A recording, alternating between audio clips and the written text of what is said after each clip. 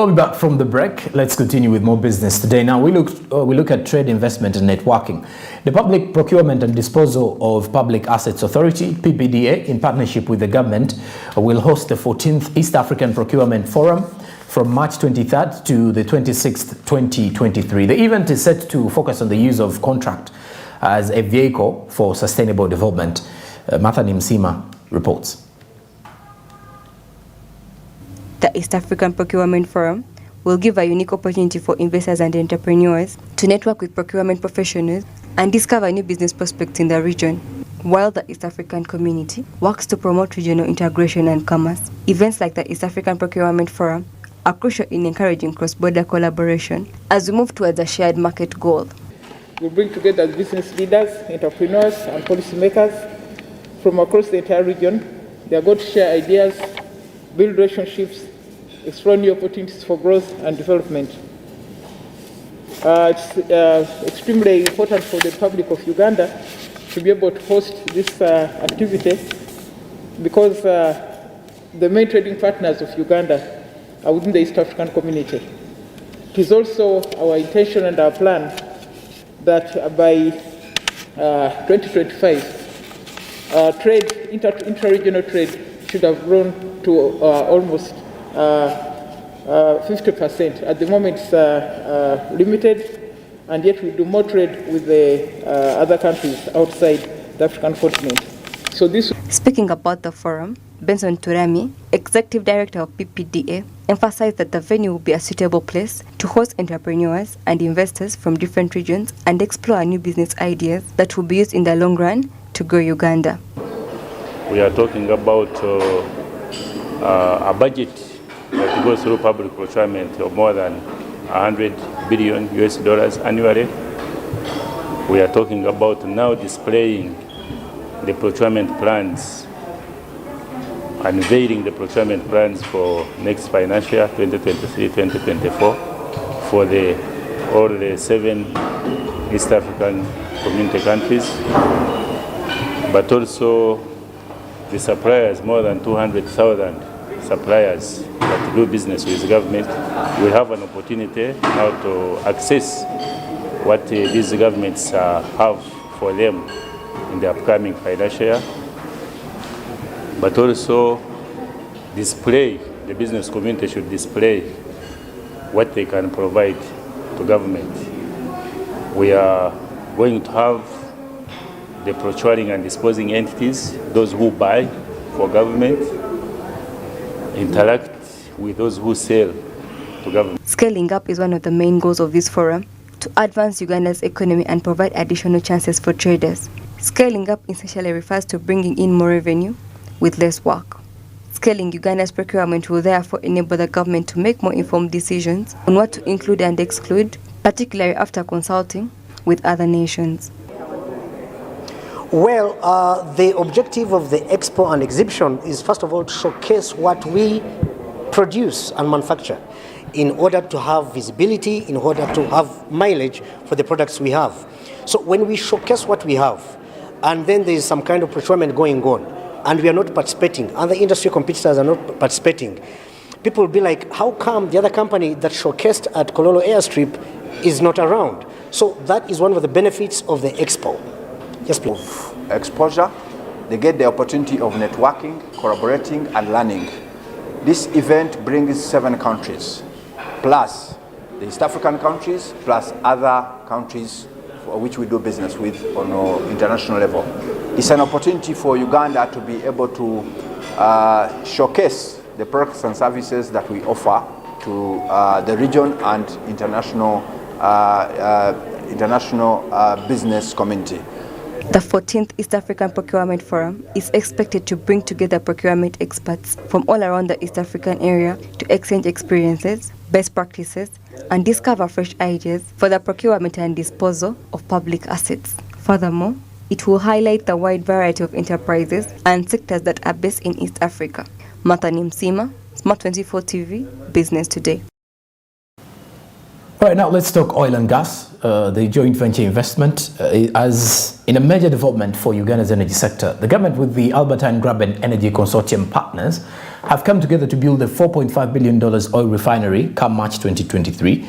This agreement marks a significant milestone in the development of Uganda's natural resources and sets the stage for increased economic prosperity.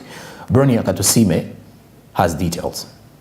The government and the GEC joined forces to build a plant that will make refined fuels by enhancing infrastructure for storage, distribution, transportation for crude oil. This is wonderful news for Uganda since it means they will be able to generate additional goods from oil and gas, broadening their export beyond crude oil. In the long run, this will boost earnings and draw additional capital into the industry. The $4.5 billion project, whose implementation is scheduled for March 2023, aims to increase the value of Uganda's natural resources, particularly its local oil resources. It's a clean project. Its potential is big once you have invested in it. For us as a government, we have a 40% share, as you know, and so the balance will be for the joint venture partner. Now, when you start at that with a good rate of return, the money would be available. It's a clean project. It wouldn't get negative impacts to the environment, and so it would be able to be executed without, flawlessly.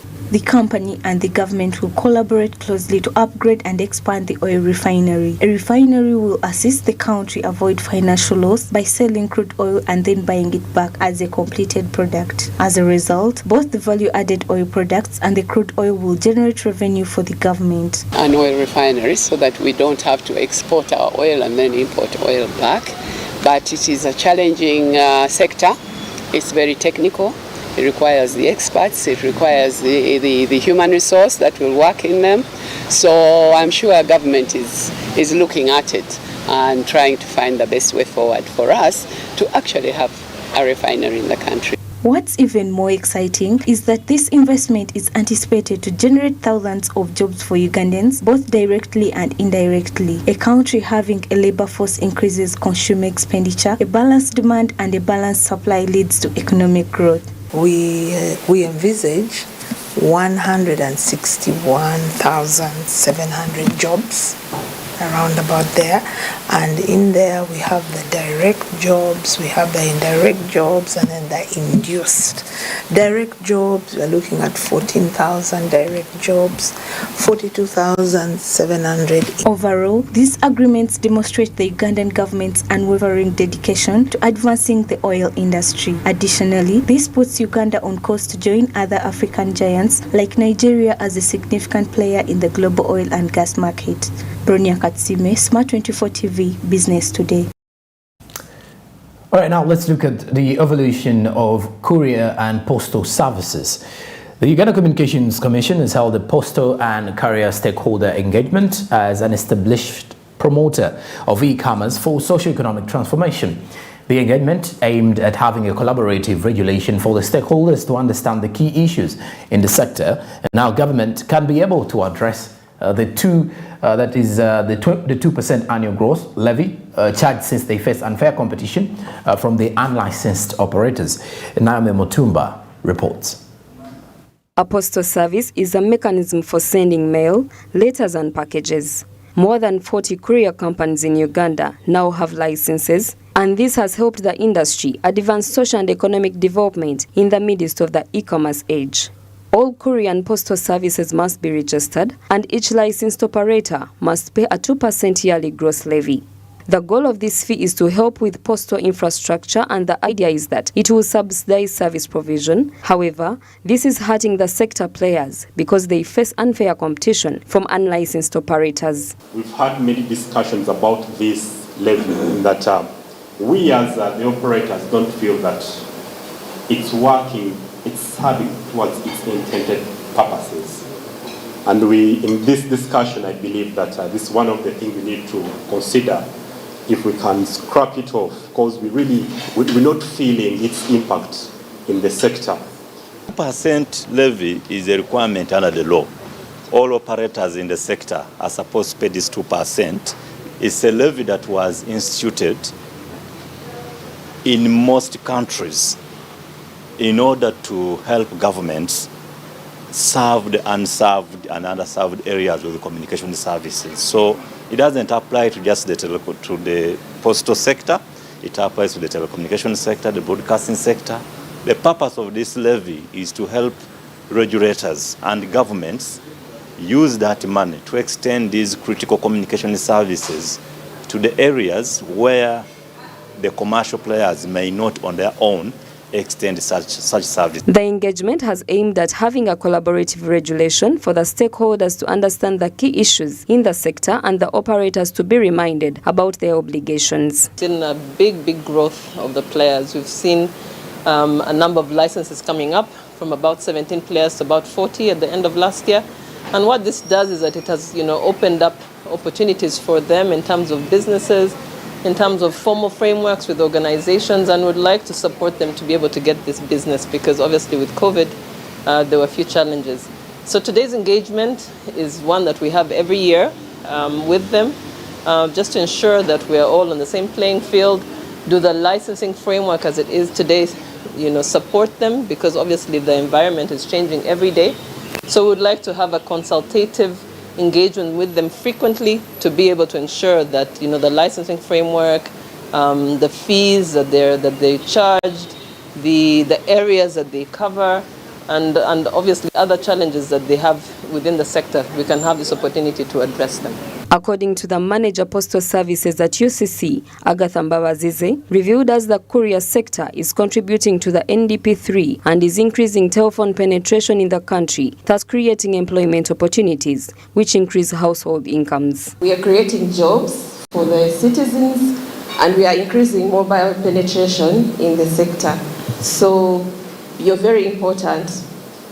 The courier and the post is very important in driving this transformation of this country. For an operator to acquire a courier trading license, a domestic license goes for $140 annually, $2,500 for a regional operator, $5,000 for an international operator, and $10,500 for the transfer of the license, but 60% remains unlicensed. About 40 operations licensed currently, but we think they only cover 40% of the national business. So that means that 60% of the business carried currently, from particularly on the courier side, is not licensed. That's a big percentage. That's money missing for the licensees. That's taxation that is missing from a government perspective. And those are people who are carrying customers' cargo without any insurance and any consideration of if something gets lost, who would they go to?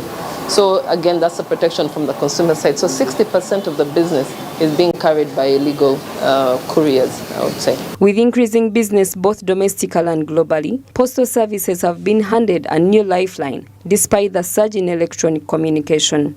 This means that courier companies will remain relevant in future because some businesses cannot do without their services. Naomi Mtumba, Smart 24 TV, Business Today. And now let's talk human trafficking. Stakeholders in Kabale, leaders and authorities have shown concern about the continuous human trafficking business and mistreatment of Ugandan workers in Arabic countries. They have apparently urged the government to streamline the migration process in Uganda in order to avoid people living in the country illegally. The International Organization for Migration, the Ministry of Women, Labour and Social Development, and the Uganda Association for External Recruitment Agencies met at Ruchiko Hall in Kabale District to encourage ethical recruiting in the hotel and tourism industries. Isaac Rushoga, the chairperson LC3 for Kabale Municipality's Northern Division, Northern District, voiced worry about the sexual assault and harassment that foreign workers in Arabic nations endure. He asked the government to take action to stop human trafficking and defend its nationals. Obviously, the government should be responsible to handle this human trafficking because it is the government that is responsible to handle its citizens before you leave or coming in. We've requested these people from the Ministry of Gender and Labour to always sensitize our people. They go over the radios, they go to TVs because a lot have been said on these companies. Okay. Ronnie Mukundane, the PRO for Uganda Association for External Recruitment Agencies, has insisted that if the government does not make concerted effort to stop human trafficking, Uganda will not only lose out on labor externalization revenue, but will also continue to lose lives, as it is very challenging to track down Ugandans who travel illegally. Trafficking is illegal, and because it exposes the lives of the Ugandans to a lot of distress.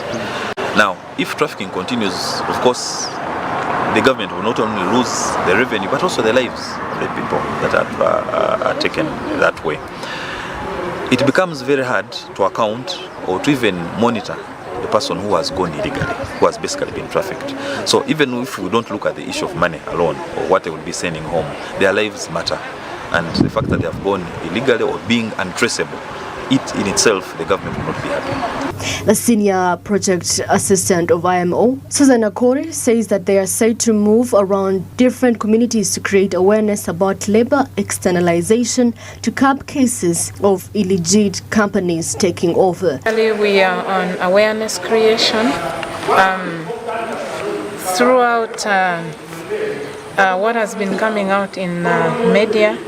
People do not have the right information when it comes to labor externalization.